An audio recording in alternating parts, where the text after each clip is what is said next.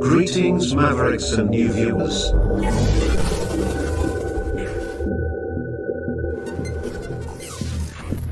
Tonight, direct and live from the Maverick News Network World Studios. This is Maverick News with Rick Walker.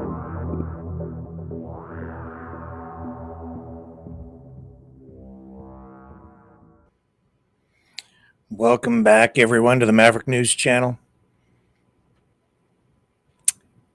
Iryna Zarutska, the Ukrainian woman who came to North Carolina to escape the war in Ukraine. Her murder is sparking renewed calls for the death penalty. And that's not the only place. We'll show you what is going on social media. The military buildup around Venezuela continues tonight. Not getting a lot of mainstream media attention, but it's happening, and we'll show you. The other top stories from today as well. Well, I guess the big one is on the Canadian side. Mark Carney, Prime Minister, out in the Maritimes, announcing more tariff relief, tens of millions of dollars of government money being invested. And we'll show you what he had to say today as well. So stay with us. There's a lot to unpack tonight, and we'll be back on the other side of this.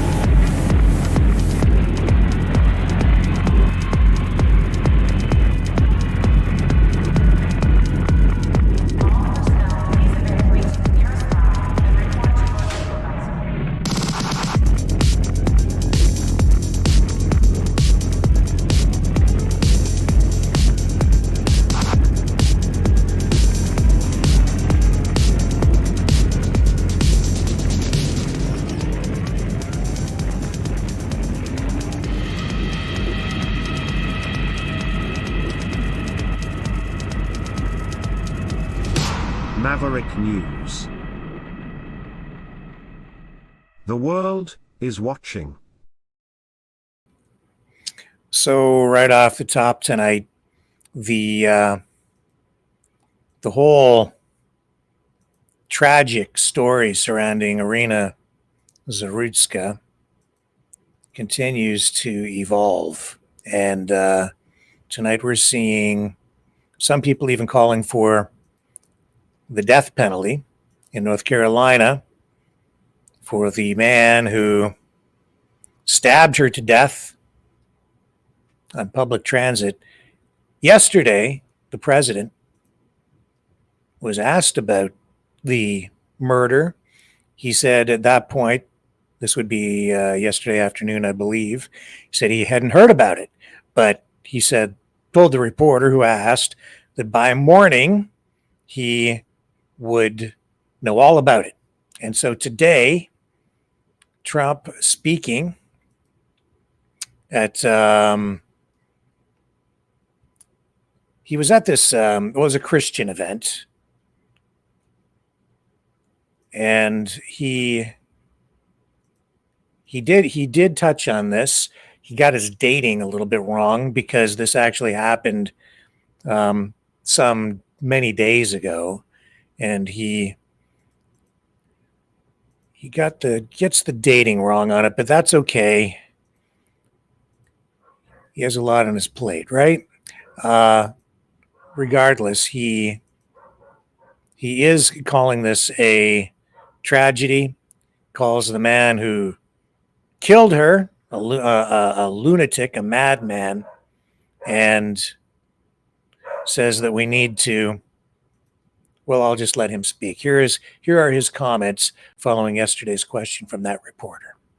And hope to the family of the young woman who was stabbed this morning or last night in Charlotte by a madman, a lunatic, just got up and started. It's right on the tape. Not really watchable because it's so horrible, but just viciously stabbed. She's just sitting there. So they're evil people. We have to be able to handle that. If we don't handle that, we don't have a country. And I created the first who are true. So as a result of that, we're seeing social media commenting on it.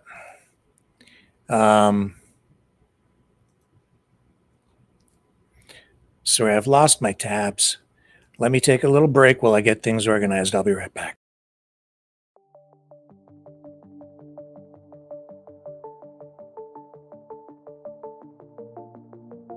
Greetings, brave Mavericks. Our quest for truth continues. We go beyond fake news. Together we expose propaganda. Together we pull others out of rabbit holes. We are maverick thinkers. We are all unique individuals, defenders of individual rights and freedoms, credible, trusted, grounded in reality. Maverick News, Maverick News. Defending free speech, Donate at freedomreporters.com. Do it now. Tomorrow may be too late. Maverick News. The world is watching.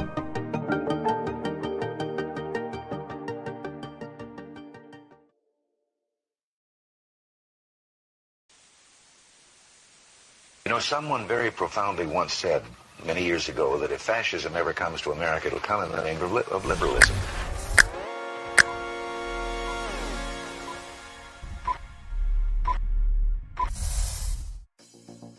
Well, I think it's time we ask ourselves if we still know the freedoms that were intended for us by the Founding Fathers. If we lose freedom here, there's no place to escape to. This is the last stand on earth. The entire world is watching. Every dictator, every crazy dictator in the world is watching.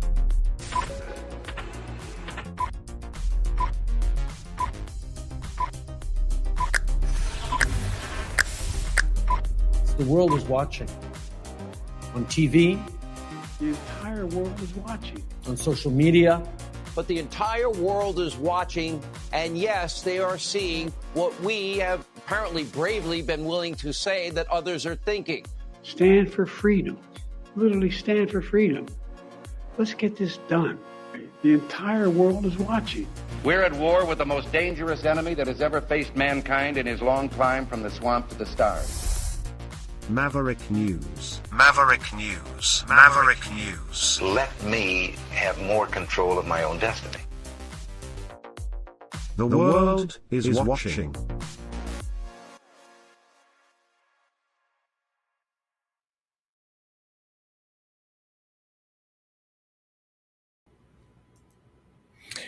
Okay, so this murder of Iryna Zarutska, we told you about this a few days ago for the first time, and there's been some coverage.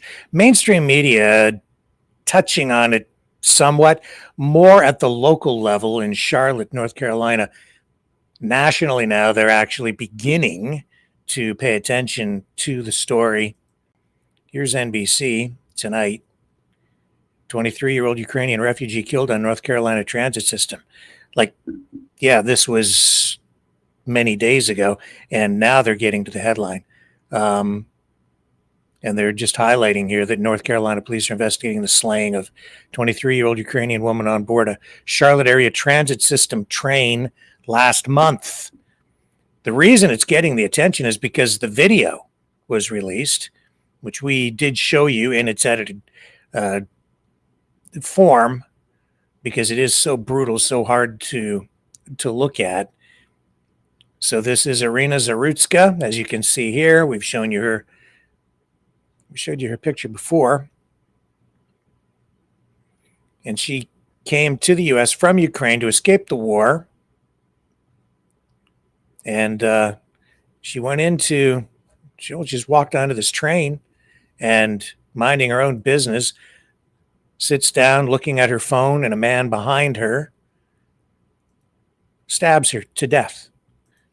Here's video. Here's the NBC report. So we'll show you how mainstream media is handling it now. I don't know how many days. Is it a week and a half since this happened? Maybe 2 weeks? I can't remember the exact date. Time flies by. But here we go. And as you can see, newly released surveillance video shows the moment 23-year-old Iryna Zarutska boarded the CATS train at the East-West station. She sat down in front of a man identified by police as DeCarlos Brown. 4 minutes later, he suddenly pulls out a knife and stabs her multiple times. I was shocked to hear that. I was like, really? Because I just wrote it like hours before. Like, I'd be on there all the time. I have had words with people, but never violent. According to video, Brown then walked to the next car, wrapped his hand in a sweater, and left the train. An attack that's left some residents shocked. Obviously, you get your few people here and there that may cause some type of concern. Like yesterday, I did get followed actually on the train, but I think that's unfortunately, that's normal for women. And others not so surprised. Well, I don't feel safe riding public transportation, but I gotta go to work. And I got to get from point A to point B. Brown did not have a valid ticket to ride the night of the incident. He's now charged with murder. Mayor Lyles issued a statement following the video's release, calling it senseless and tragic, and extending prayers to the victim's family. CATS says is now increasing patrols on the Blue Line and reviewing safety policies. In Charlotte, Anna King, WCNC Charlotte. So I've seen a lot of posts trying to portray this as a race thing. I do know he was homeless. I know that he had multiple convictions for previous crimes, violent crimes, and they kept putting him back out on the street, which is obviously a major problem. It's a systemic problem, and it's not isolated to Charlotte. It is something that we have a problem with here in Canada too, especially for people with mental health conditions and mental health issues. And we know that the facilities where they used to provide ongoing care and treatment and housing, psychiatric hospitals, essentially, if you want to call them that, were shut down some decades ago.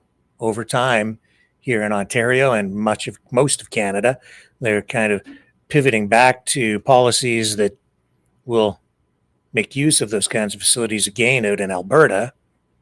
And I think that you are seeing a move back toward that kind of, well, the public is demanding it essentially, right? Here's Elon Musk commenting on the Zarutska crime, her murder, senseless.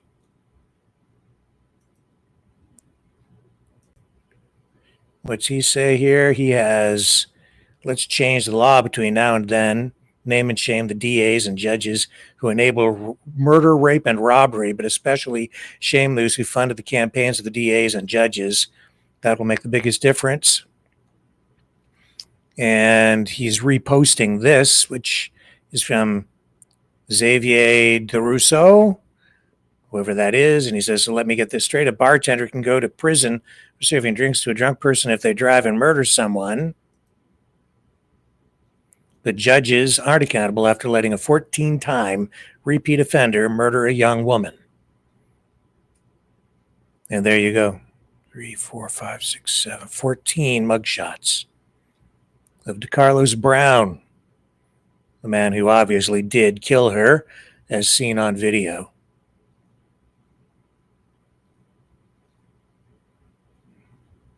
And then as a result of all that, we are hearing some people call for the death penalty for Brown.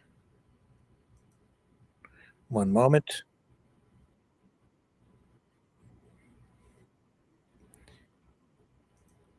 And then, as I say, some people trying to frame this as a race thing, and you can make your own assessment. In previous court cases involving Brown, his mental health issues were highlighted, and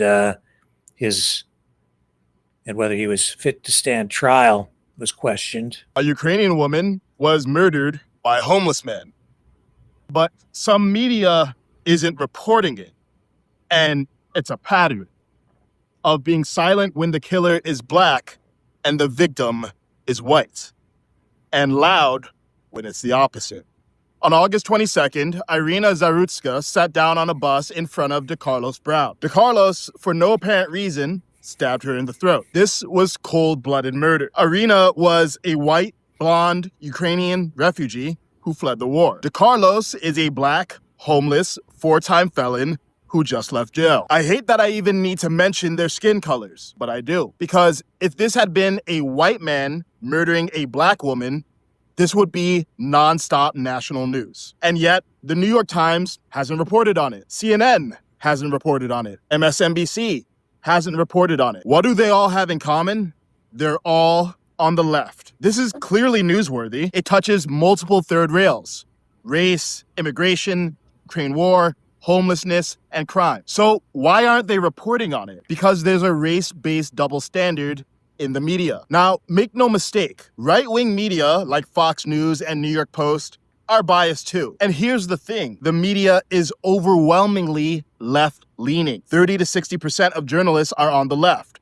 5 to 7% are on the right. So we're all getting a skewed version of reality. One in which white on black crime is worthy of marching, but black on white crime isn't worth mentioning. Both are equally wrong. But we've been conditioned to see race first and principle second. And it's swinging the pendulum from one irrational extreme to the other. From white people being elevated to white people being denigrated. Meanwhile, black-white race relations are worse than they were at the start of the century. But why should I, a black man, care? Because we all should. We're supposed to be ending racism, not flipping who gets to be racist. And if we don't correct this, many white people will become resentful, and they'll swing the pendulum back to black. We can't keep doing this. In the face of evil, we must let go of racial preferences and focus on principles. All decent people must say, I don't care what color they are. A person murdering another person in cold blood is evil. All humans must say, I don't care who started it. A boy stabbing another unarmed boy at a track meet is wrong. All mature adults must say, I don't care how mistreated you feel. A woman calling a child a racial slur is disgusting. In a race war to the bottom, no one wins. The division shouldn't be black versus white. It should be wrong versus right. The media profits from us being divided. But you don't have to play that game.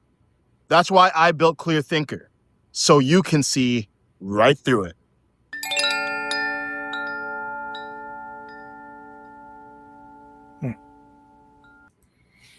Never heard of it. Let's go there. What was that? It was clearthinkeracademy.com. Okay, let's go look. Clearthinkeracademy.com.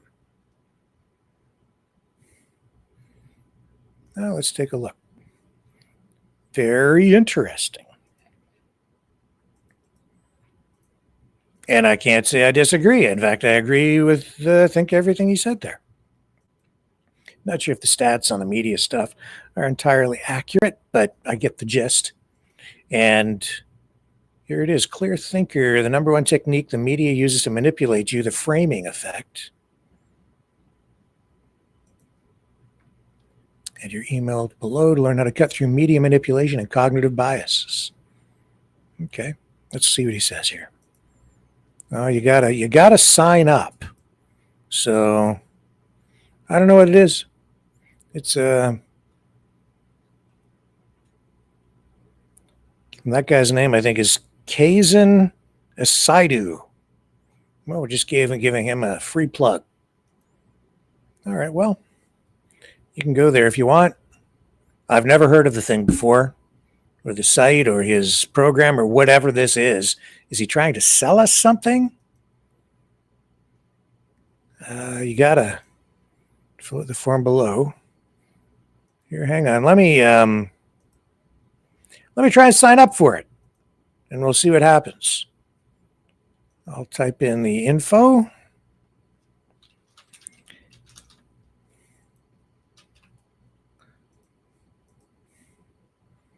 Okay, and then maybe we can find out what is. Watch the training video. Okay, so is he might, this must be some sort of a business.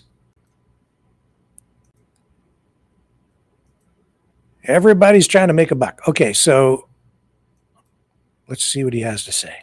Stream and social media used to bias your opinion. And once you understand this, you'll see it everywhere. I'll first explain it with a non-political example, and then show you how it applies to political and cultural news. But first, pop quiz. In which image does this man look happier? Is it option A, this lucky man just won the lottery? Or is it option B, this man just lost his job? Trick question, it's the same exact image, but most people pick option A. Why? Well, it's not because they're gullible, it's because of the framing effect, a cognitive bias where the presentation of information alters your decisions, even if the options are identical. So what's different between these two images? Well, first, there's a color of the text. Green is generally associated with positive. Think like a traffic light, red, yellow, green. Red is generally associated with negative, like a traffic light or a stop sign. There's also the scenario. In option A, it's positive, winning the lottery. In option B,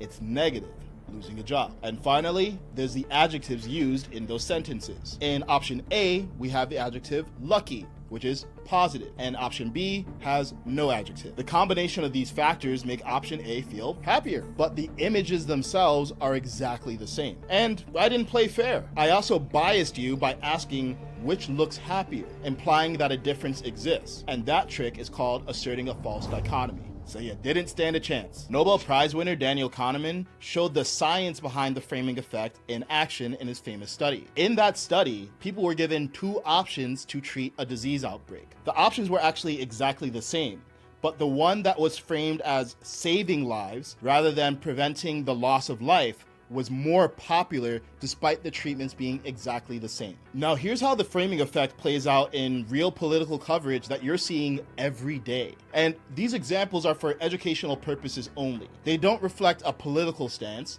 It's just showing how the framing effect shapes your perception. Let me show you exactly how this works using real examples from the Trump versus Harvard story in early 2025. First, here are the facts. Harvard had anti-Semitism issues on campus. Trump told Harvard to make changes, including ideological audits and monitoring foreign students.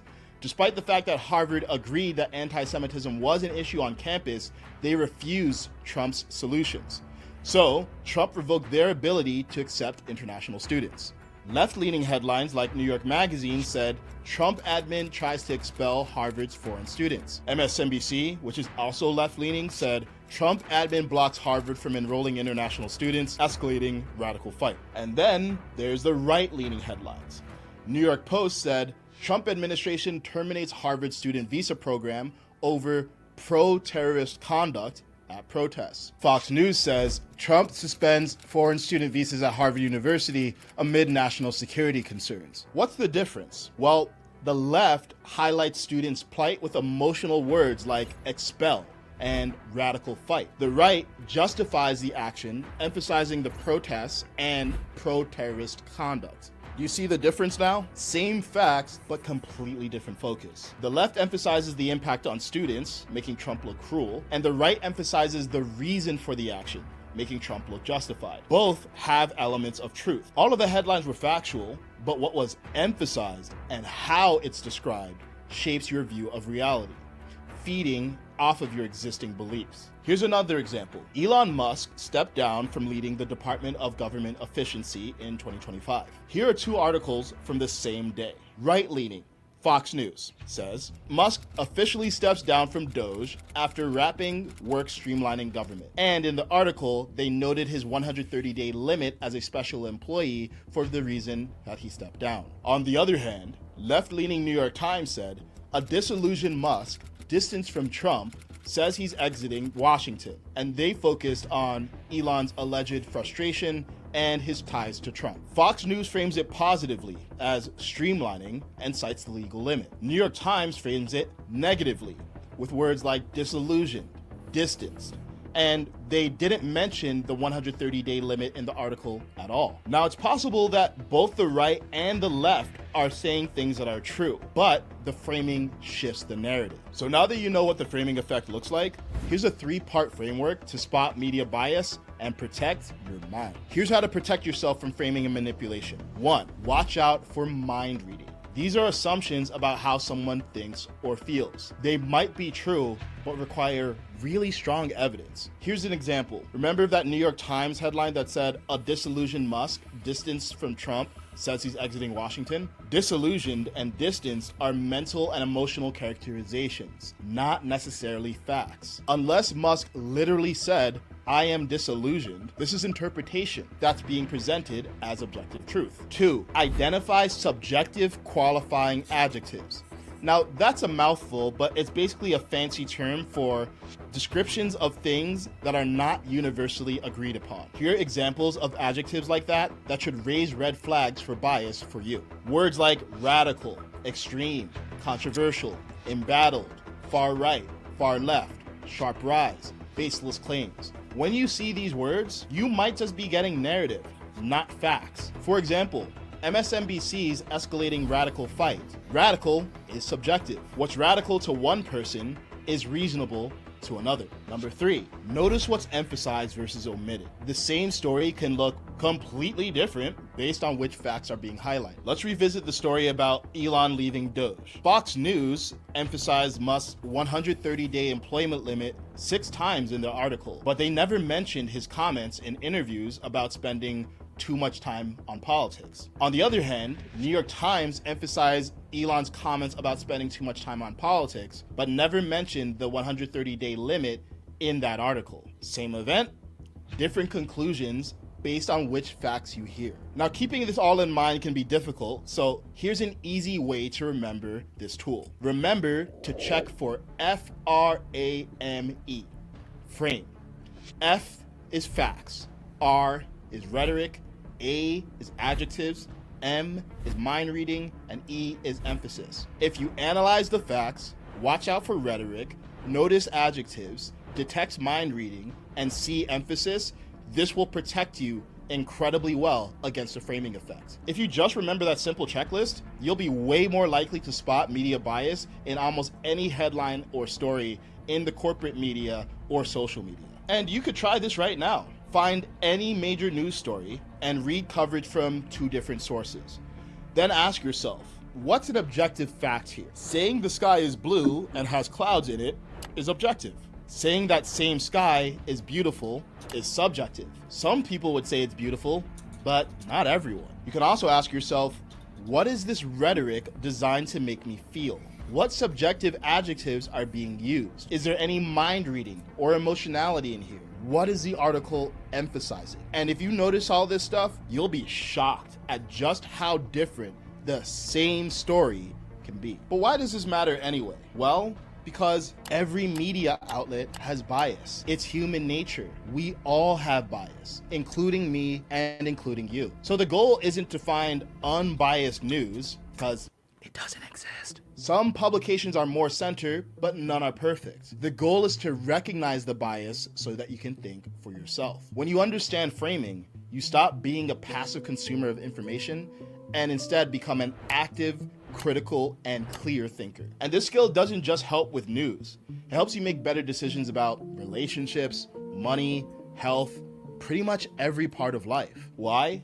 Because the more clearly you can see bias in the world, the more easily you can see bias in yourself. yourself. And that's why in this era of misinformation and bias, it's critical to master your thinking. The mainstream media is not going to fix bias, the government's not going to fix bias, and social media definitely ain't going to fix it. So the only solution is to master your own mind. So look, at this point of the video, you've gone through the training, you've learned about the framing effect, and you have a few options here. Option 1 is do nothing and move on like you never got this information. And you could not change your view of the world and treat this like just some cool video that you watched on the internet one time. Option 2 is you can actually go and apply this tool and see the world a little bit more clearly. And you can go and do this by yourself. It took me years to even be able to put into words what this is, let alone see it consistently. And that's why there's also option 3. Rather than mastering clear thinking by yourself, you can get in-depth guidance on exactly how to do it, which would not only be more powerful and more reliable, but also a lot more fun. And spotting the framing effect is just the beginning. There are 10 other critical thinking techniques that it is critical for you to know in order to transform how you see the world and make decisions. And that's why I detailed all 10 of them in Clear Thinker by Kaizen, a complete system for cutting through manipulation, logical fallacies, and cognitive biases in every area of your life. Inside Clear Thinker by Kaizen, you'll get access to the video course curriculum, which will show you the most common logical fallacies and cognitive biases that are preventing you from getting to the truth. Okay. So he didn't pay us. So we'll cut his ad there. Good information. I think very valid, insightful. He probably has some very valuable stuff inside his course. And that is largely what we try to do around here as well, is get everybody a little closer to the truth every single night. And so go support him, take his course, pay him whatever fees he wants. If you choose to do that, or you can hang out here and we'll continue to explore these issues together, or you can do both, or you can do nothing. As he said, the choice is yours, because we're still living, well, it's still almost a free country.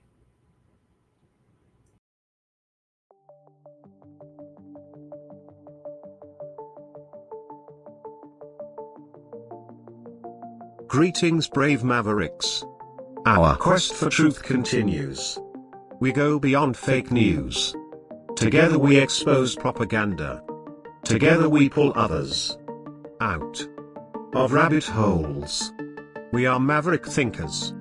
We are all unique individuals, defenders of individual rights and freedoms, credible, trusted, grounded in reality. Maverick News, Maverick News. Defending free speech, free speech. Donate at freedomreporters.com. Do it now. Tomorrow may be too late. Maverick News. The world is watching.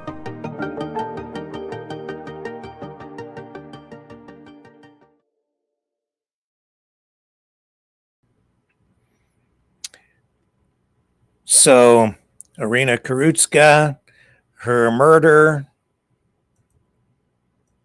as I say, generating a lot of discussion about the death penalty. Also, there is a GoFundMe that has been set up for her family. I will show you how that's going. Right here.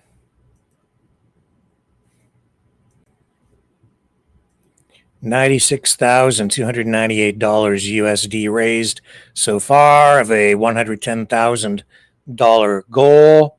1,700 people donating so far. It says, dear friends, our Valeria and her husband Frank Scott Haskell, Iryna's uncle, has suffered a terrible tragedy. Their niece, who is 23 years old, was killed. Ira had recently arrived in the United States seeking safety from the war and hoping for a new beginning. Tragically, her life was cut short far too soon. This is an irreparable loss for her family. We have created this fundraiser to support Valeria and her loved ones during this heartbreaking time and to help them with the unexpected expenses. Any support you can give, whether through a donation or simply by sharing this page, will mean so much to the family. Thank you from the bottom of our hearts for your kindness and compassion. And then it's written in Ukrainian as well. Some photos posted.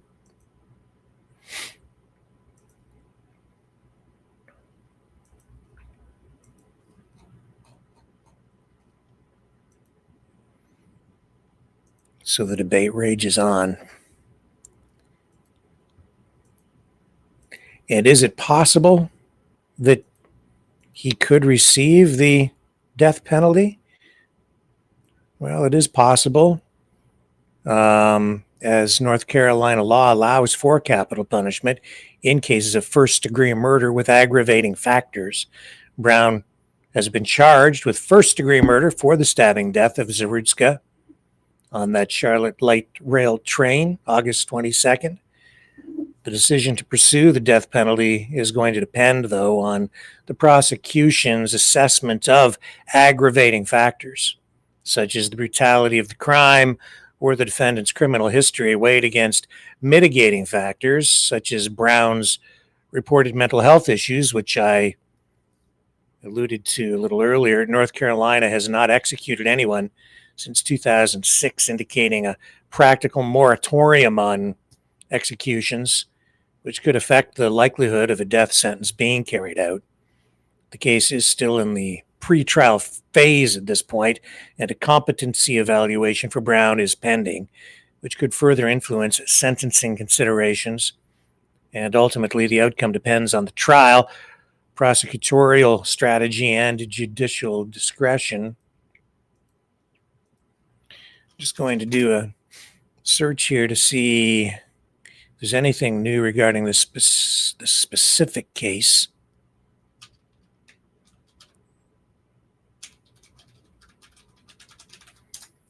Before we move on to the other aspects of this, right here, I'll show you the calls on social media for the death sentence.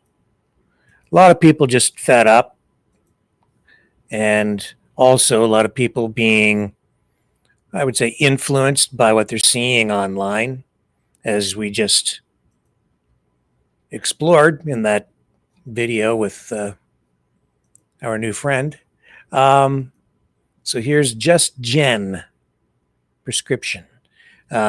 Should he be sentenced to death for killing 23-year-old Iryna Zarutska? North Carolina, in fact, does have the death penalty.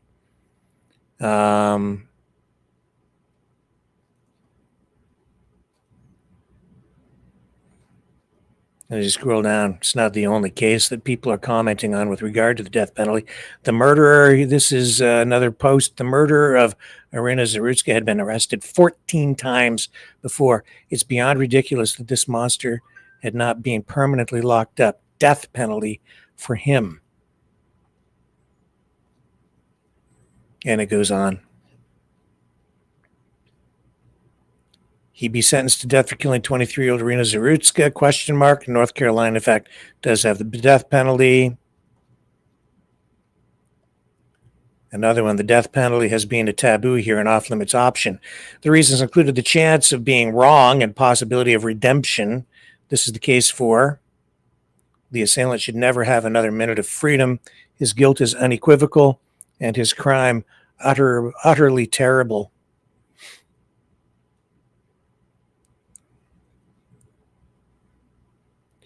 And Zaldwin Sealand on X saying the problem with the death penalty is that it has sometimes been used by corrupt individuals to eliminate innocent people. It is not something to take lightly. However, in this case, it may be justified. 23-year-old Iryna Zarutska fled the U.S. to the U.S. due to Ukraine's ongoing war. And then it tells what happened. Brown has 14 arrests since 2011, including robbery with a dangerous weapon, assault, and felony larceny.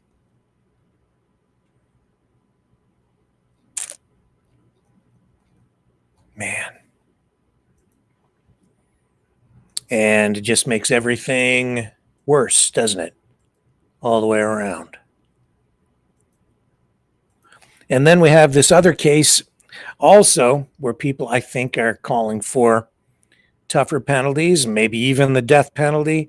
This sexual assault case involving the 3-year-old victim girl, Welland, Ontario, resulting in the arrest of this guy.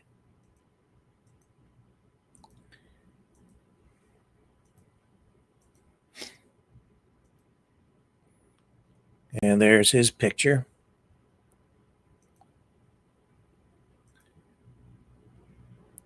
Police have released information on that. They see if I can find you the actual police release. I'll bring it back up over here. Anyway, this guy, Daniel Senecal, 25 years old. He's accused of forcing his way into a home in Welland, Ontario, and then violently sexually assaulting a toddler, 3 years old, a girl. He's been arrested and charged. Neighbors and friends say they're outraged, obviously. And I am getting, I'm finding some conflicting information surrounding the case. It's a Facebook post from the cops. Here it is here. I'll show you. The one thing that seems to be a little murky is whether the family knew this guy.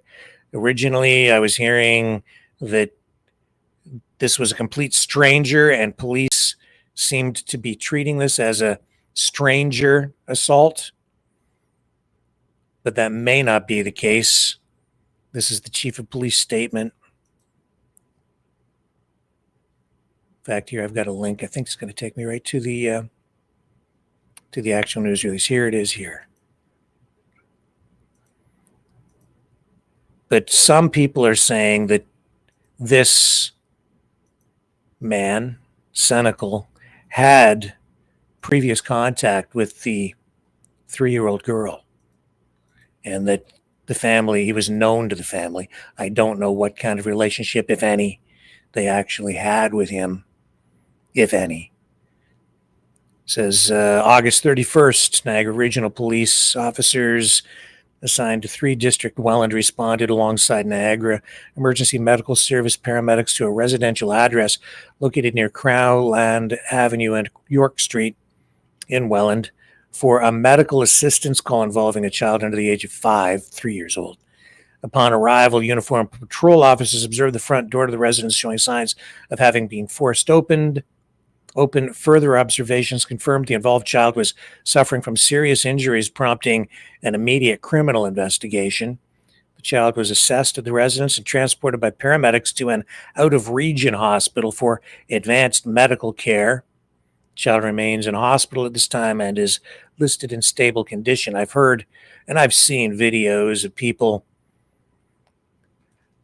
providing details on the injuries to the child, but these are from people who I can't say if what they're saying is actually accurate or not, exaggerated. I don't know. So I'm trying to stick to whatever information I know is factual. And I'd say that this is factual, but may not be completely transparent. And there may be reasons why additional information is not being released, not the least of which is that it may compromise an investigation, may compromise a case if the information comes out. It may also be, some information may be withheld out of respect for the family and some privacy issues, and healthcare, medical information, privacy, protecting the child. Who knows? Well, I do know there are a lot of these issues that come to bear in these cases. And so, well, some people would like more information. Sometimes it's not appropriate to release all of it to the public. After speaking with the child's parents, this release goes on, it became apparent an unknown person, unknown, but I'm getting information also that they may have had some prior contact with this person, defeated the lock on the front door and entered the residence sometime between Saturday at 10 p.m. and prior to the incident, reported on Sunday at 8:59 a.m. And while inside the residence, unbeknownst to the parents, their child was sexually assaulted. So Saturday, August 30th, 10 p.m., sometime between then and the next day, August 31st, at 9 a.m., so sometime between 10 p.m. and 9 a.m., got in. 10 p.m. and 9 a.m. So I guess maybe they were in bed by 10, didn't hear the, who knows? Maybe they went to bed. Again, information, we don't have the details. Uniformed patrol officers secured the scene, commenced a neighborhood canvass in search of investigative leads. A witness was located who indicated they may have video surveillance of the general area. The video was reviewed and a suspect was identified. Further investigation by uniformed patrol officers in consultation with detectives assigned to the child abuse unit resulted in the arrest of Daniel Senecal, 25 years, of Welland. He remains in police custody at this time and is charged with the following criminal offenses: aggravated sexual assault on a person under 16, 3 years old, assault choking, break, enter, and commit a dwelling house, sexual interference with a person under 16 years of age. Senecal is scheduled to went to his bail hearing. Detectives assigned to the child abuse unit have assumed carriage of the investigation, which is obviously ongoing. They are being supported by detectives assigned to the sexual assault unit and forensic services unit. And so this was issued September 1st, so this is many days ago. I'm just showing it to you to illustrate where police have been with the case. And it has, just the, I would say some people are using it for political purposes. Not to say that everyone, even some politicians who are commenting on it, are necessarily commenting on it simply for political purposes. I think there is genuine anger and rage and frustration out there in the public. And again, some people calling for much tougher penalties, possibly even including the death penalty with regard to this case and others. Some people saying that this guy was a transgender. I don't know if that's actually accurate. I have seen images online where it appears that he may be a cross-dresser or whatever you want to call that. But I don't know. Again, now here's Grant Abraham from the United Party of Canada, who's been on the program before. And when I say, people calling for tougher sentences,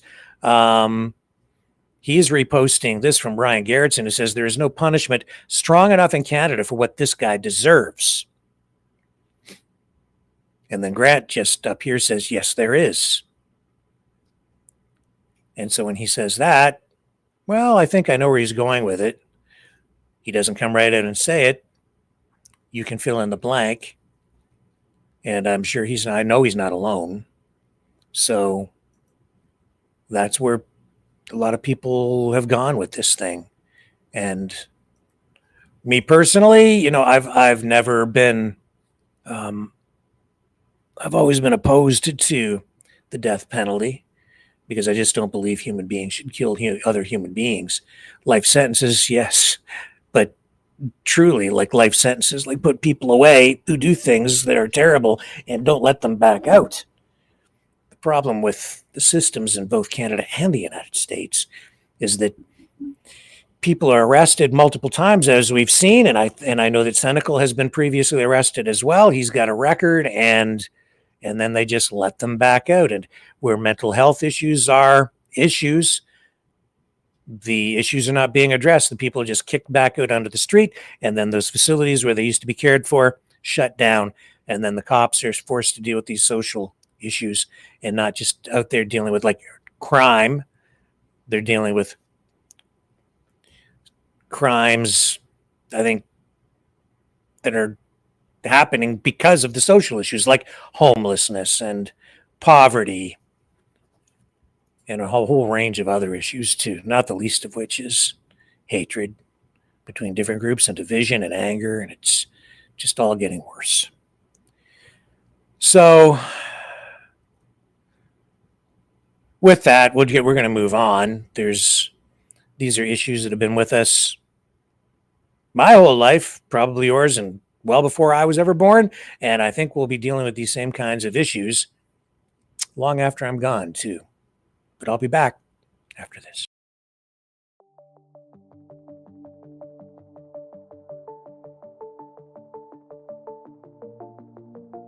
Greetings, brave Mavericks. Our quest for truth continues. We go beyond fake news. Together we expose propaganda. Together we pull others out of rabbit holes. We are maverick thinkers. We are all unique individuals, defenders of individual rights and freedoms, credible, trusted, grounded in reality. Maverick News, Maverick News. Defending free speech, free speech. Donate at freedomreporters.com. Do it now. Tomorrow may be too late. Maverick News. The world is watching.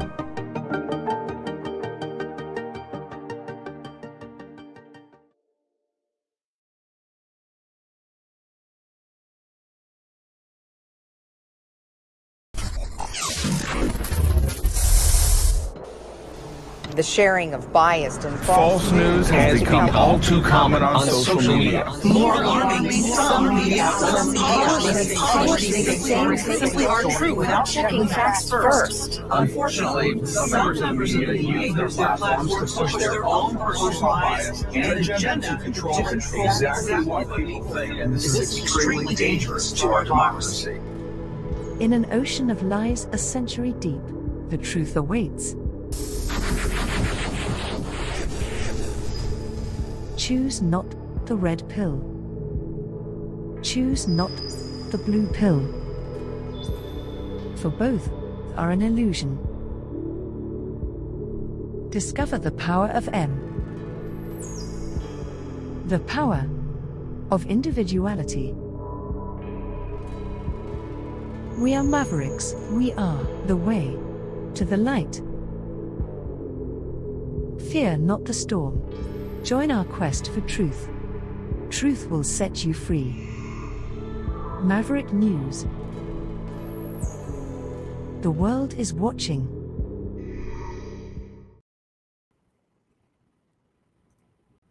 So here's the picture that is going around of Senecal, where some people are saying he's trans or identifies as trans. And again, I don't have all the information. I don't think that a lot of people do have all the information. So I look at the one on the side there. Don't know. I just don't know. I do know that the police chief, after this incident, this crime, this assault, some would say this evil, reared its head. Police chief issued this statement saying, "This is a tragedy that has deeply impacted our community and our investigators. Detectives are working closely with the child's family to ensure that this matter is fully investigated and carried through the judicial system. We are aware of misinformation being shared online and urge the public to rely on verified sources, while also respecting the privacy of the child victim. While we continue to work with our policing and government partners on bail reform, public records show that the suspect was subject to a probation order at the time of the offense. The accused remains in custody." That was 4 days ago. And I didn't touch on this story prior to this because it was not really brought to my attention. It wasn't coming up in my feeds. And I really became aware of it a couple of days ago, but because it had so much time had passed, I knew we would come around to touching on it. But this was a story that just didn't end up on our radar over here. But we're telling you about it now, and I know that probably a lot of you are already previously aware. So we're playing a little catch up, but moving the story forward tonight with the newest information. So I hope this is helpful to everybody tonight. We have other stuff going on here tonight too. Ukraine war raging on. We are seeing as well that Ukraine and Taiwan have agreed on a new cooperative effort on the development and production of drones.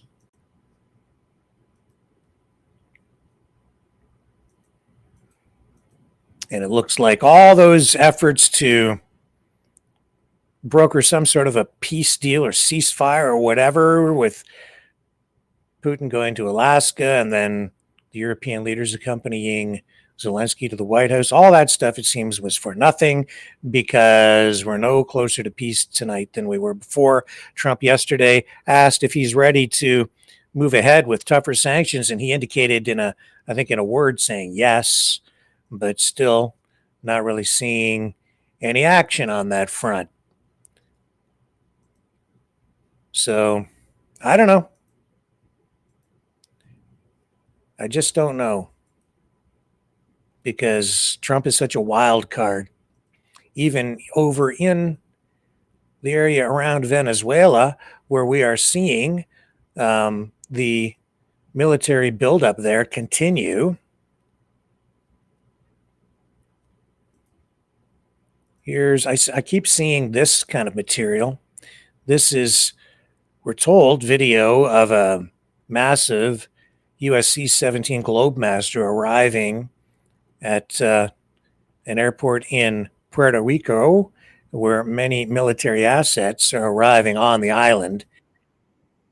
And this in itself seems like maybe a bit of propaganda, a little bit of pro-American cheerleading as the Warhawks rattle their sabers. I'm not going to play the audio because I'm sure it's copyrighted, but we've got this very dramatic slow motion footage of this C-17 flying into Puerto Rico.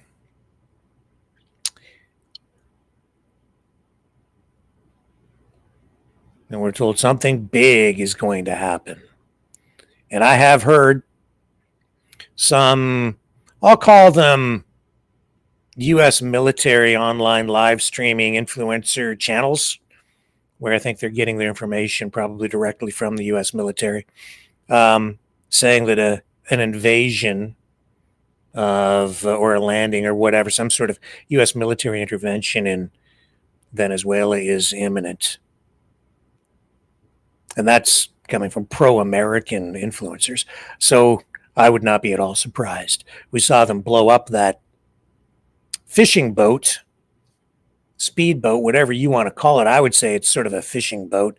And as I've been digging into it more and more, even though there were some officials from Venezuela who said it's AI generated, not real, that it's fake. It looks like it came from a small, well, it used to be primarily a fishing village in Venezuela, but over the past decade or so, the information I've been able to kind of dig up on it is that drug dealers, cartels, have been using that as sort of a port, a place to transport drugs from, and often on fishing boats like that one, equipped with multiple motors to get speed out of them.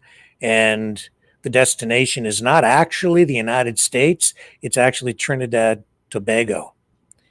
And then I guess from there, the drugs are further transported to the U.S. But I guess that's actually the ultimate destination.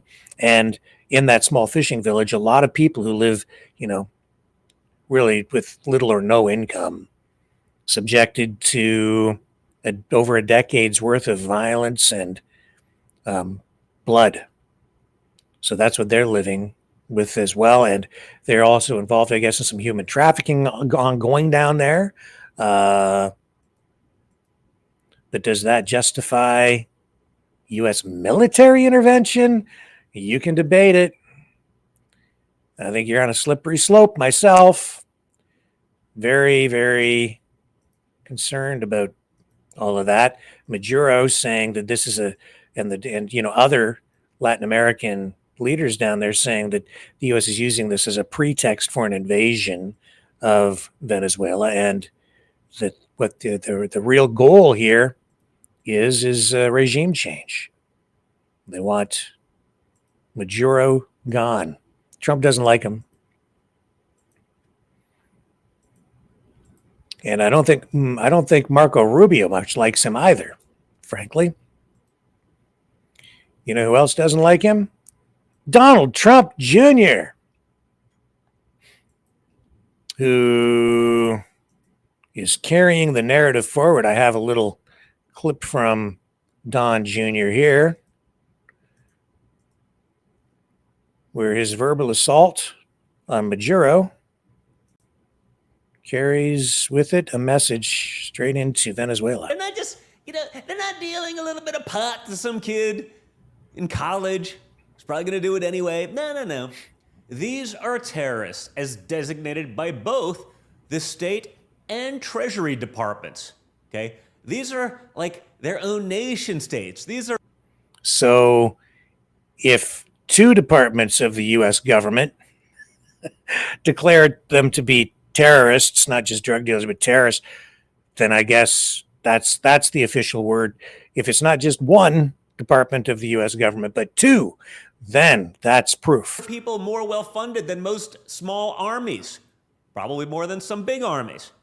They're working directly at the direction of Nicolas Maduro's regime in Venezuela. They're trafficking drugs. They're trafficking young women, children, and weapons. And for years, our government just let it happen. Why? Why did they allow it? We were too worried about being politically correct? Was that it? I mean, God forbid, we got to make sure. I mean, it's only 100,000 deaths, right, guys? Too worried about what maybe the UN might say? Maybe we should stop funding them too. Too worried about their cocktail party invitations? You got to get invited to the cool lib party. I'm sure it'll be awesome. Well, guess what? Those days are over. Secretary of State Marco Rubio said it best. The cartels have been at war against us for decades. It's time to end that status quo, okay? When they're at war with you, you got to be at war with them. No different than the political game we play. We can't play t-ball while others play hardball. It doesn't work. We've seen that. We've ran that playbook on the conservative side for decades, and it got us nothing. We can't keep doing it. I've been saying it for years. And when you're being attacked, you don't send strongly worded letters. You send the United States military. You send a message that if you mess with America, if you poison our children, if you traffic human beings, you're going to face the full might of the most powerful military in the history of the world. Check out what Secretary Rubio had to say. Venezuela is a major source, and the reason why is the following. And I've seen a lot of this reporting, and it's fake reporting, and I'll tell you why. It says that somehow Venezuela is not involved in the drug trade because the UN says they're not involved in the UN. I don't care what the UN says. The UN doesn't know what they're talking about. Maduro is indicted by a grand jury in the Southern District of New York. That means the Southern District of New York presented the evidence to a grand jury, and a grand jury indicted him. And then a superseding indictment came out that was unsealed about 1.5 years ago that specifically detailed Maduro's actions. So number one, let there be no doubt, Nicolas Maduro is an indicted drug trafficker in the United States, and he's a fugitive of American justice. Now, we've covered all of this extensively on this show, like almost every week. Frankly, we're talking about this when the media didn't want to pay attention or when they were purposefully ignoring it. We interviewed Venezuelan opposition leader Maria Corina Machado on these very issues. We've talked about it with Secretary Rubio, with Deputy CIA Director Michael Ellis, with Senator Rick Scott, with Eric Prince, and so many others. It's honestly a great example of why legacy media is dying. They weren't even paying attention to their own hemisphere. They weren't even paying attention to something that kills such a huge amount of Americans. I don't know why. I think we all probably do. Maybe deep down, they just hate our country. They don't care. They're not going to be affected. They'll figure out how to get away from it. You know, they get to hide behind their walls and they have their security. It's just different for them. They don't have to live in the streets of some of these cities that are overrun with crime and death and mayhem and destruction. They were too busy asking for the millionth time, what about security guarantees in Ukraine? Or asking why my father didn't hold a press conference for a day last week. And then suggesting that he was probably dead. I mean, you know, the same people who had no problem with Joe Biden going missing for weeks on end, sometimes months, who didn't ask a single question when he couldn't get out a complete sentence. You know, those guys. But I wish I could say this was just a problem with the media and the left. But we still have a couple of weak Republicans who think they're not being compassionate enough to our enemies. Because Rand Paul was literally this week attacking Vice President J.D. Vance for being too tough on drug cartels. No, I don't think that was what I don't think that's what the issue was there, Donnie. I think it's about how it's being done. Yeah. Just blowing boats out of the water with missiles or whatever it was that you dropped on that small craft from a drone or a fighter jet or whatever it was. I don't know. So that's what Rand Paul is concerned about, because he doesn't want to get sucked into the abyss of evil like some people who stare too long into it and get sucked down inside. Well, they say they're out there fighting evil. They become the very thing that they say they're fighting against. It's dangerous. It's a dangerous thing. And I do see it happening in our society. Makes me very worried about it. And I have to, there's one thing, a question I have to ask is, did Maduro take the babies out of the incubators? I just wondering. I have no doubt that there are a lot of drugs that flow from Venezuela to the United States. I have no doubt that they flow from that port, because all the information that I've been able to dig up over the past few days suggests that that is the case. And in addition to that, while even some members of the Venezuelan administration have been saying that that video of the boat being blown up was maybe even AI, no, the word is from that village where it appears that boat came from, that the 11 people on board were very, very real. So if you have real victims missed by families and human beings in that village, then I would say it's a very real video. The question is, why did they have 11 people on that boat? Were all 11 of them drug dealers? And if indeed human trafficking is an issue, I have to wonder, were any of those people on that boat, were they being trafficked? Were they victims of human traffickers being transported from one place to another? Or were all 11 human beings on that boat guilty of drug trafficking? because there's been very, very little information released about this extrajudicial killing at sea. And if the United States blew a boat out of the water and there was even one innocent soul aboard, then I would say that Donald Trump has blood on his hands. And so does Marco Rubio, and so does Don Jr. And regardless, no due process there. Some people calling it a war crime. Crime against humanity, in a way. Drug trafficking is not a capital offense. But it is now. How you do things matters. Because if they can do it to them, they can do it to all of us. And is it really about drugs?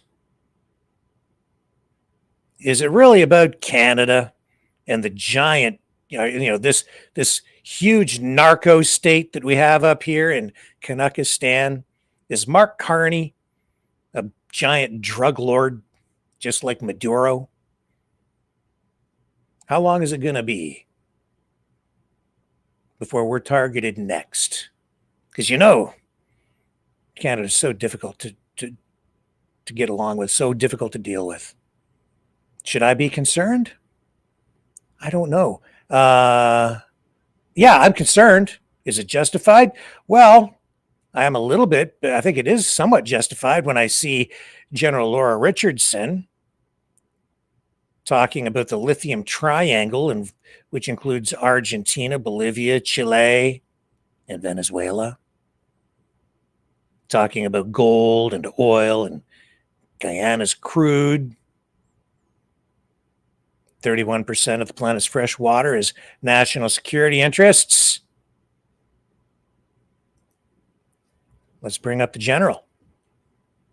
Does this mesh with the administration's goal of what? Just combating drugs? Here she is talking about why that area of the world, why that area around Venezuela, why Venezuela is a national security concern.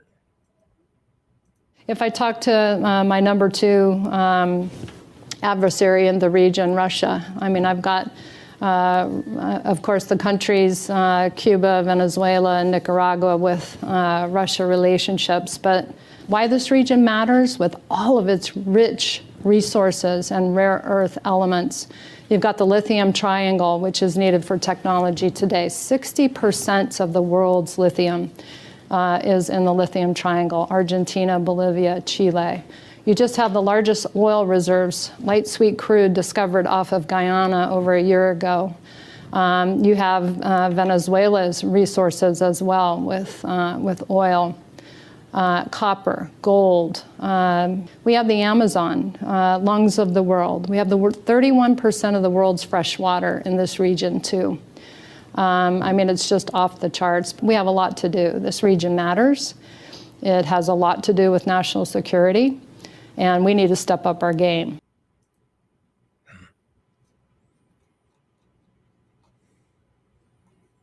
Carving the world up into spheres of dominance.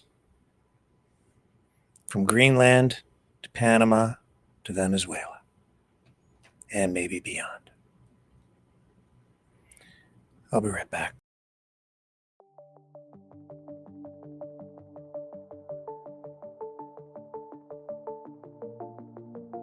Greetings, brave Mavericks. Our quest for truth continues. We go beyond fake news. Together we expose propaganda. Together we pull others out of rabbit holes. We are maverick thinkers.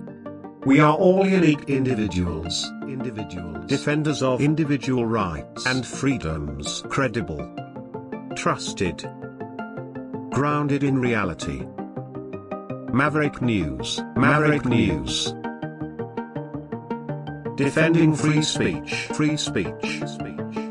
Donate at freedomreporters.com. Do it now. Tomorrow Maybe too late. Maverick News. The world is watching.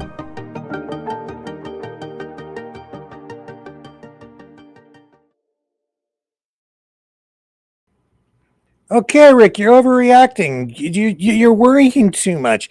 Everything's fine. The United States isn't going to invade Venezuela or Canada. Don't worry about it. Yeah, just this, and Pete Hegseth, Secretary of War, for crying out loud. Even though he's just boarded the USS Iwo Jima, addressing the troops, saying that what they're doing down there right now is not training, that it's a real world exercise on behalf of the vital national interests of the United States. Well, don't worry about it. It's all fine. How we doing, Warriors? I think this might be the single most beautiful picture I have ever seen in my entire life. Looking out at these faces, looking out at this Caribbean, on a floating island of American power, on the front lines of defending the American homeland. Make no mistake about it. What you're doing right now, it's not training. This is the real world exercise on behalf of the vital national interests of the United States of America to end the poisoning of the American people. How we doing, Warriors? I'm sure this war on drugs is going to go perfect. They'll just end the drug problem. No problem at all. Because last one went so well.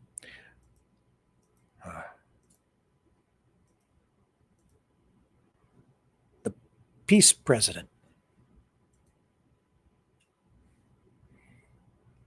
It's all about money too, right? Maxime Bernier, PPC leader, Canada, says a monetary reset is coming. He recently gave a speech talking about it. Here's what he has to say with regard to that, because the world is being reshaped. Why should you care about monetary policy? Because a global monetary reset is imminent. For over 50 years, the world has run on a fiat monetary system where money is created out of thin air. This has created massive debts. US huge debt is unsustainable, and the Americans are preparing a stunning move that will impact everyone. A reevaluation of US gold reserves. The US values its gold at $42 an ounce. By revaluing it to market prices or even higher, they can magically create trillions of dollars on paper. This accounting trick could be used to pay off part of their national debt. But here's the punch. This maneuver will create inflation and will lower our standard of living, and Canada is dangerously unprepared. We hold zero gold reserves, only vulnerable US bonds. When this reset takes place, inflation would hit. The message is clear. Understand what's coming. The global monetary order is changing, and gold is center stage. Maybe some validity to that. And let me see here. I know that there was comments being made by a Russian official with regard to this stuff too. Just in the last day or so, saying that the United States has engaged in, let me see if I can find it again. They've come up with a scheme. Basically, what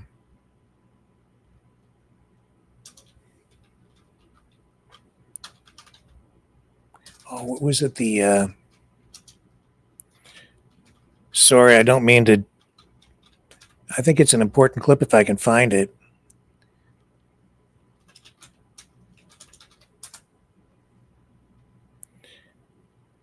Yeah, it's right here. Just this is Putin's advisor, Kobyakov, says Washington will shove debt into stablecoins, devalue it, and reset the system.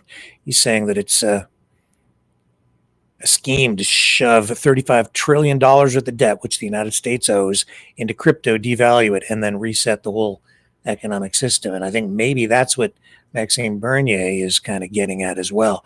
Let me show you his comments here. So hold on to your wallets, folks, because if these guys are right, then we're in for a heap of inflation. And that means everything you've worked for, slaved for, saved, will soon be worth squat. Америка прямо сейчас says the U.S. is now trying to rewrite the rules of the gold and cryptocurrency markets. Пытается поменять правила на рынке золота и криптовалют. Вспомните, какой... Remember the size of their debt, $35 trillion. Gee, I wonder why Trump and his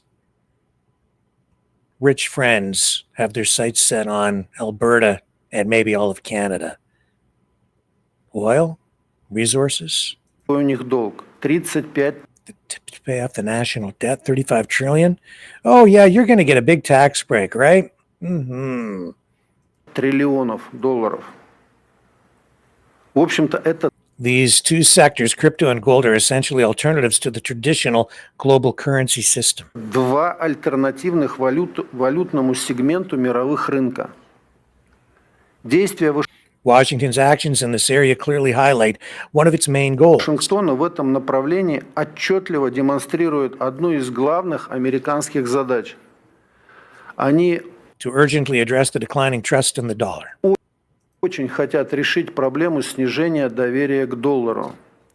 США, как это было... As in the 1930s and the 1970s, the U.S. plans to solve its financial problems at the world's expense. 30-е и 70-е годы будут решать свои финансовые проблемы за счет всего мира, загоняя всех куда? This time by pushing everyone into the crypto cloud. Криптовалютное облако. Со временем, когда часть... Over time, once part of the U.S. national debt is placed into stablecoins, Washington will devalue долга that debt. США будет размещена в стейблкоинах, США обесценит этот долг. Еще раз простыми... Put simply, they have a $35 trillion currency debt. They'll move it into the crypto cloud, devalue it, and start from scratch. Словами, у них сейчас валютный 35-триллионный долг, они его загоняют в крипту, в облако, обесценивают и начинают с нуля. Это для тех... That's the reality for those who are so enthusiastic about crypto. Кто очень любит заниматься криптой. So that was 2 days ago at the Eastern Economic Forum. Are you scared? Oh, man. I've been saying for a while, too, that all this tariff stuff, this is really about destabilizing things more than about really building things. And today, and it ties into what what we just heard about with regard to moving debt into crypto.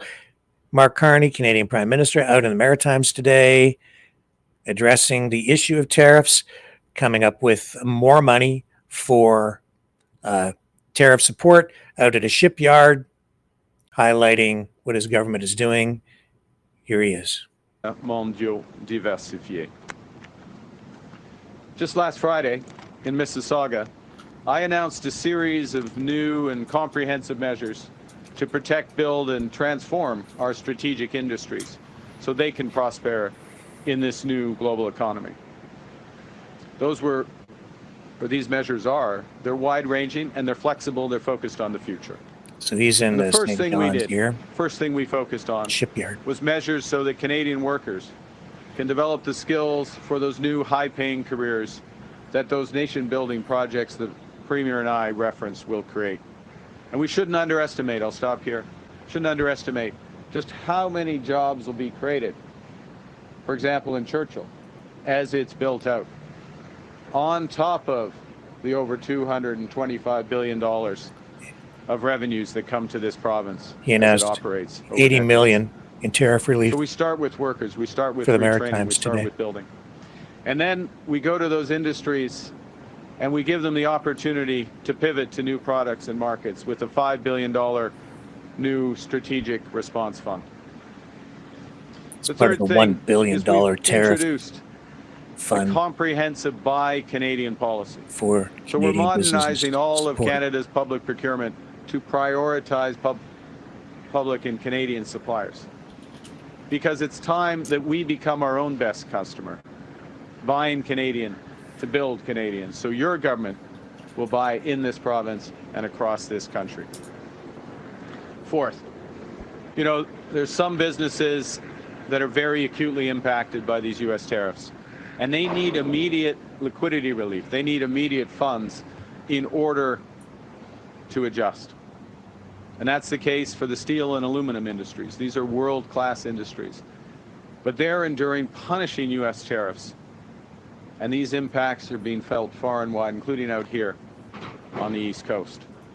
So our liquidity facilities give businesses the support and the time that they need to position themselves for the future.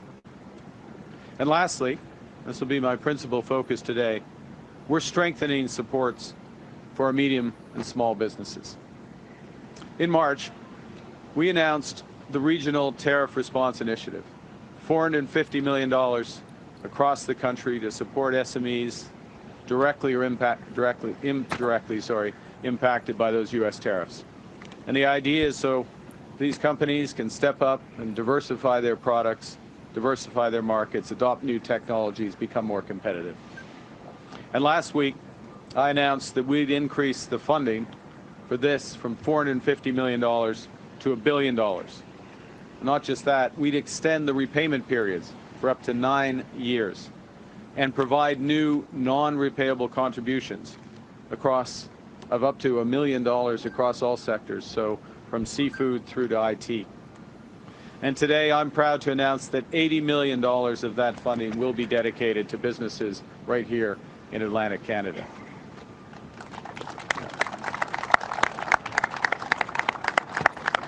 Thank you. And this money will flow through the Atlantic Canada Opportunities Agency. We'll fund small and medium-sized businesses across the region, help them not just to invest, not just to endure, but to thrive. It'll be important for that ocean economy. More than half of that $30 billion ocean economy is right here in Atlantic Canada. In all, this region's a giant in fishing, manufacturing, forestry, IT, energy, shipbuilding. And its overseas trade corridors sitting here in St. John's Harbor connect Canada with the rest of the world. Si nous voulons bâtir l'économie la plus dynamique du G7, et nous le ferons, nous devons tout mettre en œuvre pour permettre à la région et à nos industries les plus prometteuses de prospérer. Now, the $80 million under that Regional Tariff Response Initiative that goes to Atlantic Canada will help, as I said, SMEs to expand into new markets. For example, developing innovative packaging and product formats. Think in food processing, in fishery, vacuum-sealed lobster tails or flash-frozen crab clusters, tailored for high-demand European markets. But it'll also help strengthen supply chains as businesses upgrade their cold storage and live holding systems. So products can stay longer, fresher for longer, and make it easier to reach more export markets overseas. And our manufacturing and resource industries will also benefit. Par exemple, les producteurs d'acier peuvent moderniser les usines de fabrication pour la construction et la construction navale. Et les scieries de bois d'œuvre peuvent intensifier nos activités afin de répondre à la demande nationale et internationale croissante en matière de construction durable. Enfin, les entreprises peuvent moderniser leurs usines de transformation en optimisant le classement, le tri et les chaînes d'emballage afin d'améliorer leur efficacité et leur constance. So equipping Atlantic Canadian businesses with the tools they need to respond to new challenges. to innovate, to modernize, to expand operations and customer bases, to take full advantage of new opportunities. These are the ambitions that align with the missions and what's guiding your government to build lasting economic strength. It's what Premier Hogan's government is focused on. Now, we recognize that we're only going to realize these opportunities if we act. And you know, that can be tough in times like this. Changes in the global economy. This isn't just a phase, it's not just a transition, it's a rupture. It's a fundamental change that's happening in a very short period of time. And that rupture brings immense uncertainty. And when you have that big uncertainty, that can paralyze decision-making, hold back investment, stifle growth. But this is not the time to delay and hope for the best. Hope is not a strategy. It's time, as I said earlier, to control what we can control. The products we buy in Canada. Taking the time so our businesses can have what they need to adjust to new realities. Getting capital to our businesses so they can retool and find new markets. And getting our workers, helping them have the skills they need for the future. Because when our businesses take calculated risks rather than face unknowable uncertainties, our builders, our innovators, our entrepreneurs thrive, and all of Atlantic Canada and the whole of the country rises with them, with higher wages and a brighter future. The people of this province, from their history, know better than anyone how precarious an industry can be. You know that the forces can change overnight and change everything. We are clear-eyed. Canada's new government is clear-eyed about the scale and the speed of the forces currently at play outside our shores. So we're empowering Canadians to shape our own destiny, to build the future we want, an economic future that's not reliant on one trading partner, but built on strong Canadian industries, powered by strong Canadian demand, and bolstered by new international trading partners. So we're making the major investments to ensure our industries, our businesses can bridge to that future, seize opportunities, so we can create that rising tide that lifts all boats. A global leader in food, in fishing, in shipping, in defense, in IT, and in energy. Because Canada has what the world needs, and we have the values to which the world aspires. Because together, stronger, we are building Canada strong. Thank you very much. Merci beaucoup, and I look forward to your questions. Thank you, Prime Minister. We'll now begin the question period. We'll stay with it. Question. Go ahead. Heather Gillis with CBC News. Hi. Prime Minister, how do you plan to pay for these support measures? Will it be adding to the deficit or through cutting programs? So the measures we're taking, the Strategic Response Fund, liquidity so that businesses can pivot to grow. What I'm talking about principally today, the Regional Tariff Response Initiative, $80 million for Atlantic Canadian small, medium-sized enterprises so they can invest in the future. Those are investments. Those are proud investments. They're ambition investments for the future. And what the government is going to do, what we're in the process for the next budget, is focusing on reducing waste, reducing unnecessary federal spending, reducing the duplication in federal spending, becoming more efficient in federal spending so that we have the room, we have the force to support our businesses so they can invest for the future. That's what we're doing. And a key message from today is we're doing that, and we'll be working with the province of Newfoundland and Labrador on major projects in energy, clean and conventional energy, for example. We're also working with the smallest businesses in Newfoundland and Labrador so that they can all invest for a brighter future. Prochaine question.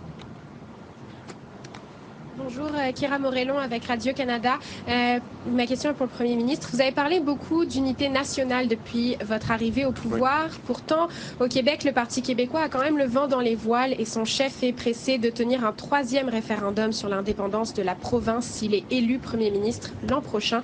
Est-ce que vous êtes inquiet pour l'unité nationale? J'ai beaucoup de confiance pour l'avenir du Canada, l'avenir du Québec, l'avenir du Canada, parce que les Québécois et Québécoises, ils veulent investir dans l'économie québécoise. Il veut l'investir dans un avenir plus prospère, plus équitable, plus soutenable pour le Québec et pour le Canada. Et nous travaillons dans une étroite collaboration, oui, avec le gouvernement du Québec, le gouvernement actuel du Québec, mais les entreprises et les ouvriers, les travailleurs québécois et québécoises, afin d'atteindre cet avenir prospère.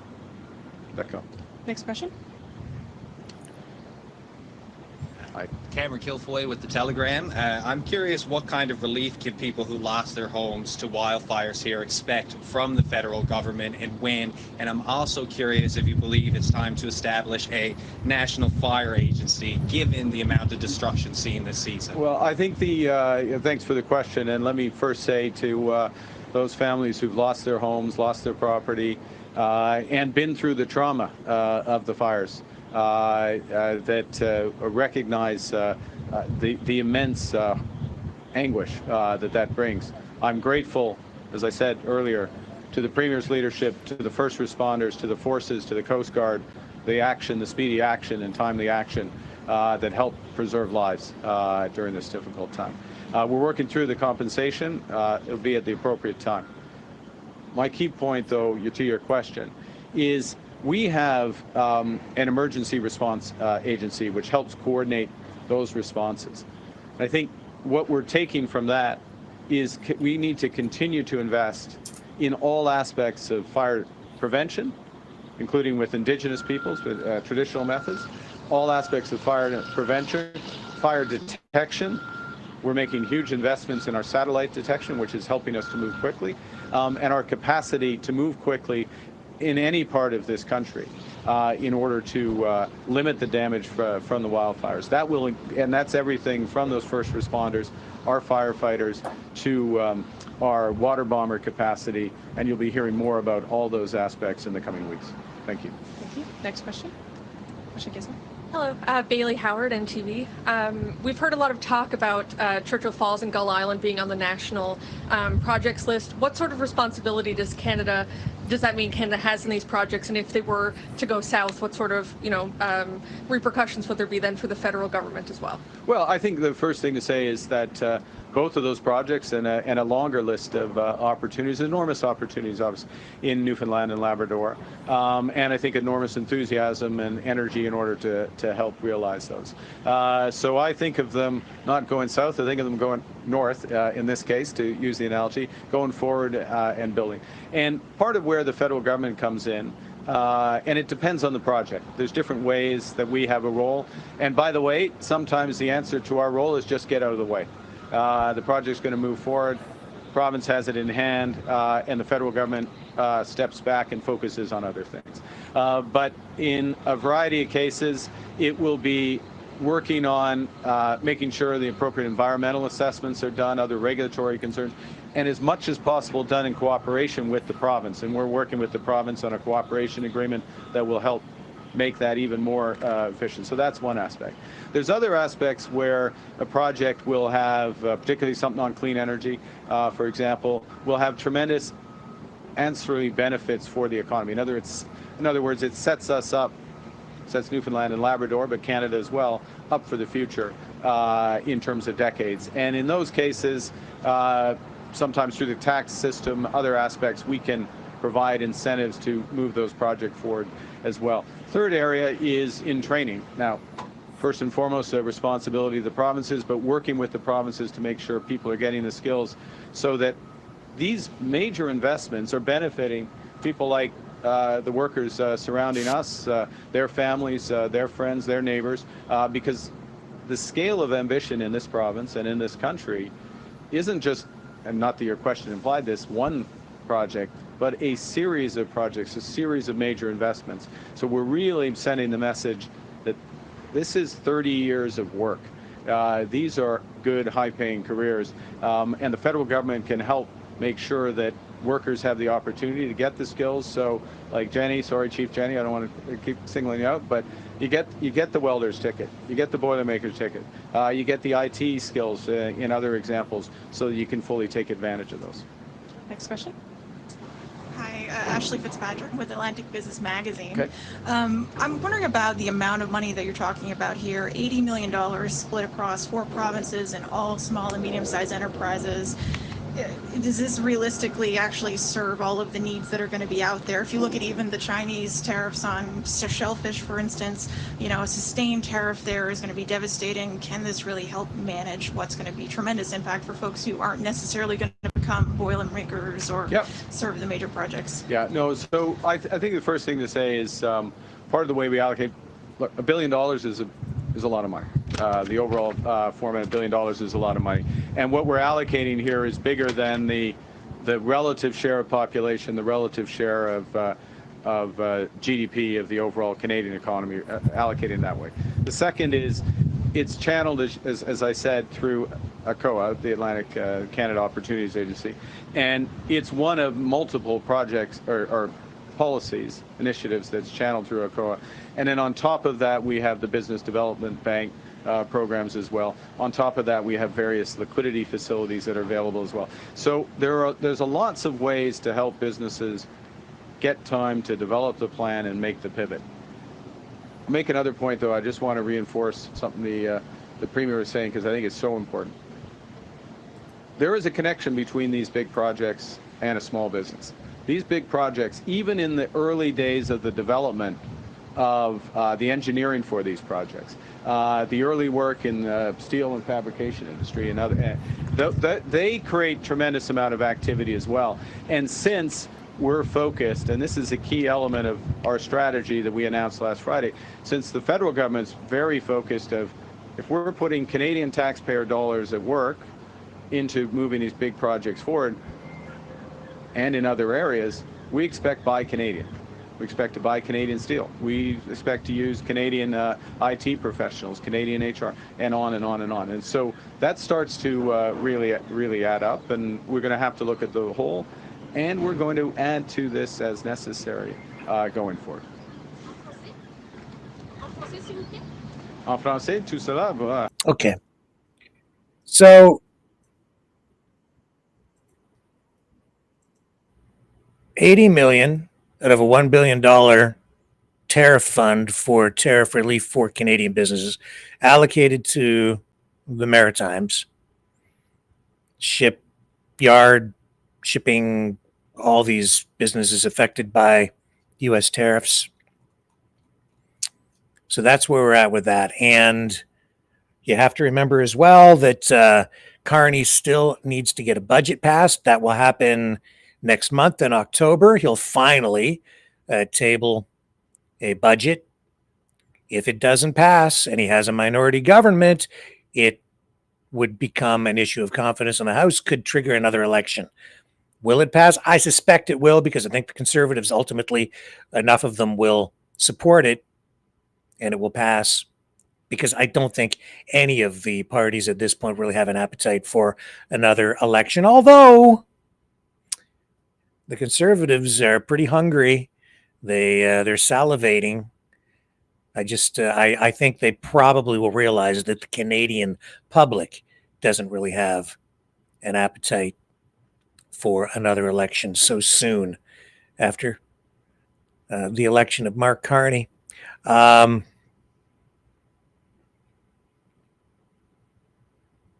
There was another point I was going to make that was off the top of my head, but I don't really remember exactly where we're at. I guess maybe I'm getting old. Yes, I am.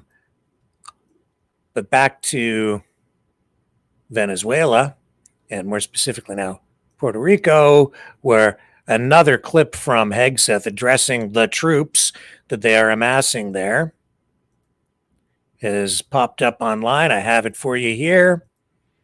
Again, ladies and gentlemen, don't take my word for it. Pete Hegseth himself, the Secretary of War, representing the peace president, says this is not a drill. This is not a drill. Now, the reason I like the name War Department so much is not because I love war. Yeah. I don't, and neither do you. It's because I seek and love peace. and those who love and long for peace must prepare for war. We are in the strength department of peace through strength. Other folks will make sure that the diplomatic relations land right where they should, and our commander-in-chief is focused on that. He is a peace president, but he's asked me, he's asked General Kane, the chairman of the Joint Chiefs, who's with us here today as well, to ensure that we have the most ready, most capable military the world has ever seen. Now, the reason... Well, okay. Okay.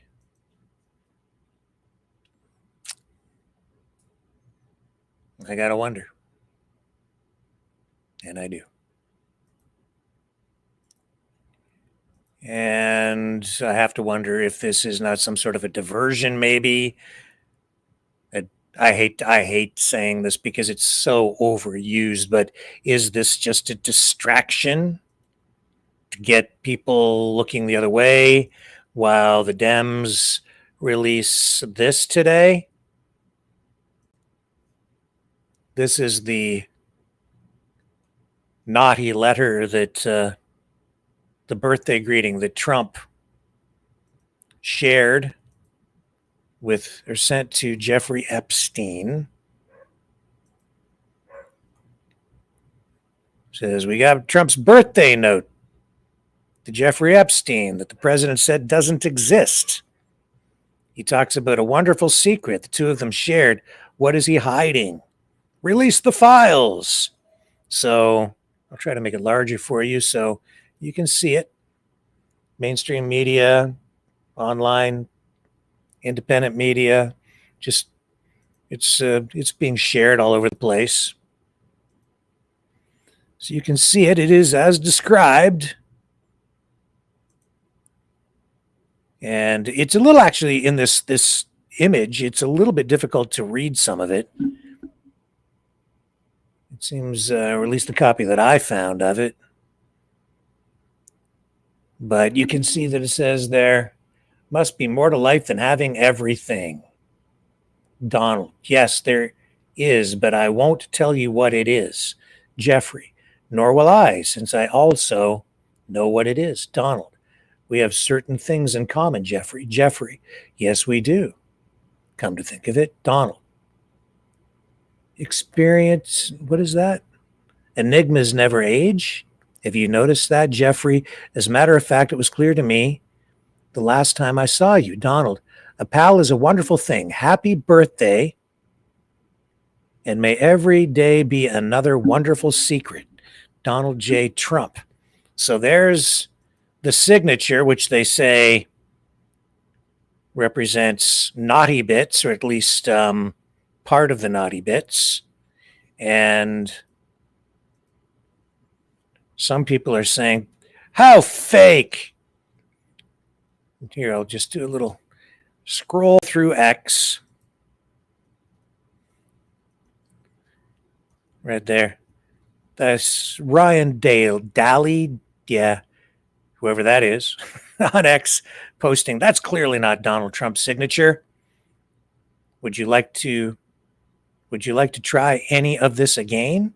And then there's another example of his signature there that doesn't seem to match. So a lot of people wondering if it's true, not true. Release the files, release the files, release the files. It's the story that won't go away. It's haunting him. He's got a problem. And he says here, my blind cousin could forge a better signature. Fake. Real. Down there.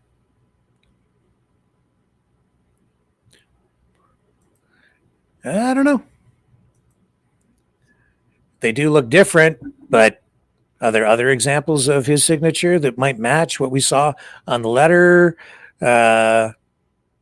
Maybe it needs more analysis. But these days, it doesn't matter what is released.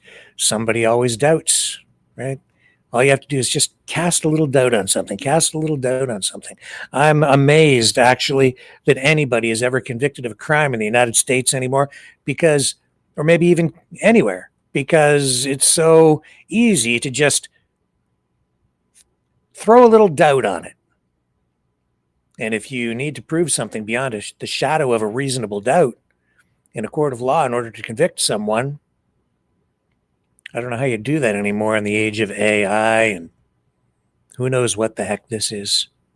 I don't know. What is this? I want this for Cosmo, my super dog. This is, I guess, a Halloween costume for a dog. And I came across this. I think this is hilarious.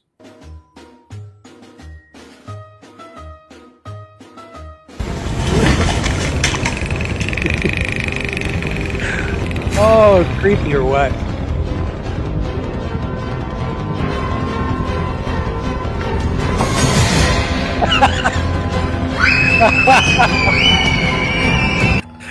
That's hilarious.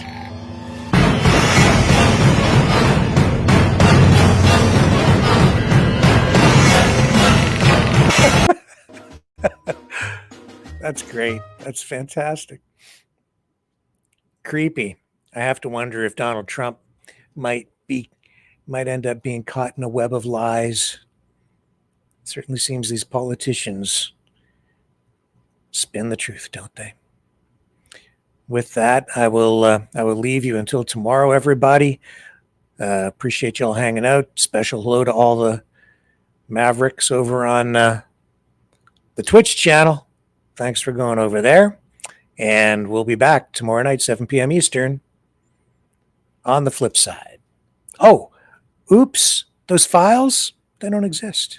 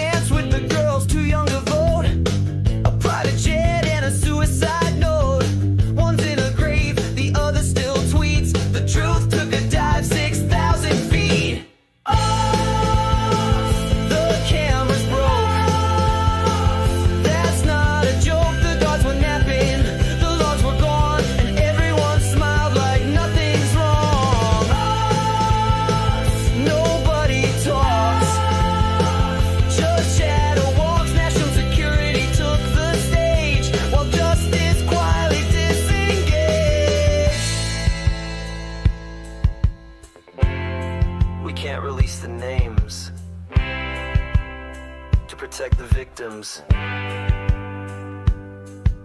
And also Donald Trump. Coincidence? Just dumb luck. Right?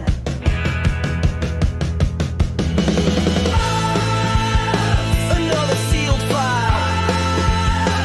That crocodile smile. We did our best, says the DOJ, while the truth just fades away. Another new spin. No one will win except the rich guys with gold ID cards and closets full of secrets behind steel bars. Just a little glitch. A billionaire's privilege. That's the sound of the case. Closed.